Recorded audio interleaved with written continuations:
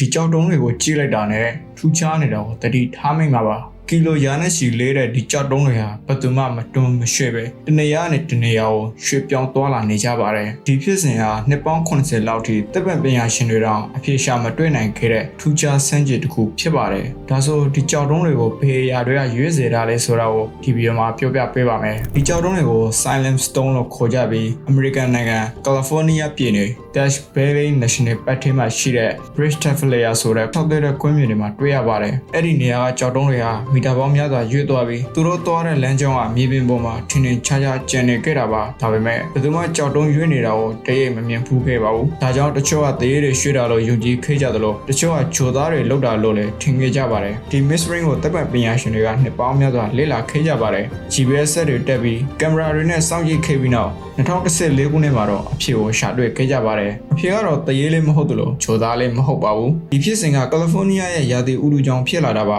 ဆောင်းရာသီမှာမိုးရွာပြီးရေပင်ပေါ်မှာရေအနှင်းငယ်တင်ကျန်ခဲ့ပါတယ်ညဘက်အေးလာတဲ့အခါအဲ့ဒီရေကပါးလွာတဲ့ရေခဲလာဖြစ်သွားပြီးမနေ့နေအောင်ထွက်ရှင်လေတိုက်လာတဲ့အခါရေခဲပြားတွေကကြောက်တုံးတွေကိုဖြည်းဖြည်းချင်းတွင်းရွှေ့သွားပါတယ်ကြောက်တုံးတွေကအရင်နှင်းနေပဲရွေးတာကြောင့်လူတွေကမျက်စိနဲ့တတိမထားမိတာဖြစ်ပါတယ်အန်အိုစရာကဒီနီးလန်းနဲ့300ကီလိုဂရမ်လေးတဲ့ကြောက်တုံးတွေကိုတော့ရွေးနိုင်ပါတယ် Silent Stone ကြောက်တွေဟာနှစ်ပေါင်း80ကျော်လူတွေကိုအံ့ဩစေခဲ့တဲ့ mystery တစ်ခုဖြစ်ခဲ့ပေမဲ့နောက်ဆုံးမှာတော့တရေတွေဂျိုသားတွေကြောင့်မဟုတ်ပဲတဘွားရဲ့အံ့ဩဖွယ်လက်ဆောင်ချက်တစ်ခုဖြစ်ကြောင်းတပ်ပံပညာရှင်တွေကတက်တဲ့ပြခဲ့ကြပါတယ်အဆုံးထိကြည့်ရှုပေးတဲ့အတွက်ကျေးဇူးအများကြီးတင်ပါတယ် like and subscribe လုပ်ခဲ့ဖို့မမေ့ပါနဲ့ကျွန်တော်ကတော့ Hanneston Founder ထင်းနိုင်ဖြစ်ပါတယ်နောက်ဗီဒီယိုမှာပြန်လည်ဆုံတွေ့ကြပါမယ်